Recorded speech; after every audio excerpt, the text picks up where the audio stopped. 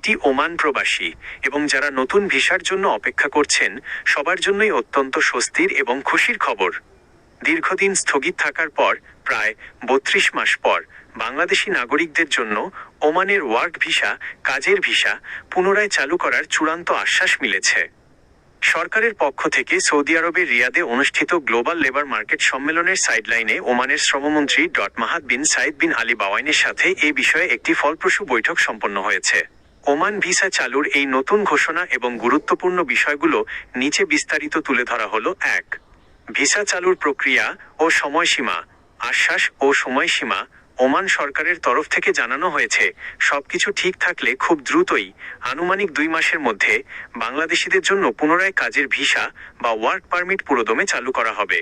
জেটিসি বৈঠক ২০২৬ সালের প্রথমার্ধের মধ্যেই মাসকাটে যৌথ কারিগরি কমিটির জয়েন্ট টেকনিক্যাল কমিটি পরবর্তী বৈঠকের মাধ্যমে এই ভিসা চালুর প্রক্রিয়াটি প্রাতিষ্ঠানিকভাবে চূড়ান্ত করার পরিকল্পনা চলছে। ২. অবৈধ বা অনিয়মিত কর্মীদের সুবর্ণ সুযোগ।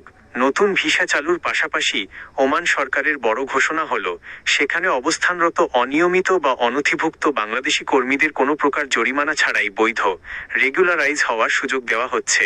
এই বৈধকরণ প্রক্রিয়া সফলভাবে শেষ হওয়ার পরপরই নতুন কর্মী নেওয়ার গতি আরও বাড়বে। ৩. ইতিমধ্যে সচল থাকা বিশেষ ১২টি ক্যাটাগরি কাজের ভিসা পুরোপুরি চালুর এই চূড়ান্ত ঘোষণার আগে রয়্যাল ওমান পুলিশ আরওপি অন্তর্বর্তীকালীন সময়ে ১২টি বিশেষ ক্যাটাগরিতে বাংলাদেশিদের ভিসা দেওয়ার অনুমতি বহাল রেখেছে। এর মধ্যে রয়েছে ফ্যামিলি জয়নিং ও ভিজিট ভিসা, ওমানে অবস্থানরত প্রবাসীদের পরিবারের জন্য; উচ্চ আয়ের পেশাজীবী ভিসা, ডাক্তার, ইঞ্জিনিয়ার, শিক্ষক, নার্স, অ্যাকাউন্ট্যান্ট; ব্যবসায়ী ও বিনিয়োগকারী ইনভেস্টর ভিসা; জিসিসি দেশের রেসিডেন্টদের জন্য বিশেষ ভিসা। ৪. নতুন নিয়মে যা পরিবর্তন হতে পারে। দালাল বা মধ্যস্বত্বভোগীদের প্রতারণা কমাতে এবং নিরাপদ অভিবাসন নিশ্চিত করতে ওমান সরকার ও বাংলাদেশের প্রবাসী কল্যাণ মন্ত্রণালয় নতুন কিছু কড়াকড়ি যুক্ত করতে পারে। ওমানে যাওয়ার পূর্বে নির্দিষ্ট কাজের ওপর দক্ষতা মূল্যায়ন, স্কিলস অ্যাসেসমেন্ট পরীক্ষা নেওয়া হতে পারে।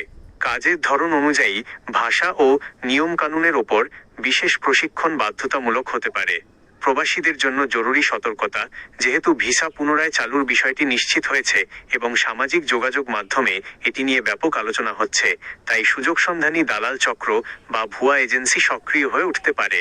পরামর্শ: ওমান সরকারের অফিসিয়াল গেজেট কিংবা বাংলাদেশ প্রবাসী কল্যাণ মন্ত্রণালয়ের চূড়ান্ত বিজ্ঞপ্তি ওবিএমইটি স্মার্ট কার্ড ক্লিয়ারেন্সের অফিসিয়াল ঘোষণা না আসা পর্যন্ত কোনো দালাল বা এজেন্সির সাথে অগ্রিম আর্থিক লেনদেন কিংবা পাসপোর্ট জমা দেওয়া থেকে সম্পূর্ণ বিরত থাকুন। নতুন ভিসা ইস্যুর প্রক্রিয়া বা এর নিয়ম কানুন নিয়ে আপনার কি আরও সুনির্দিষ্ট কোনো তথ্য জানার আছে?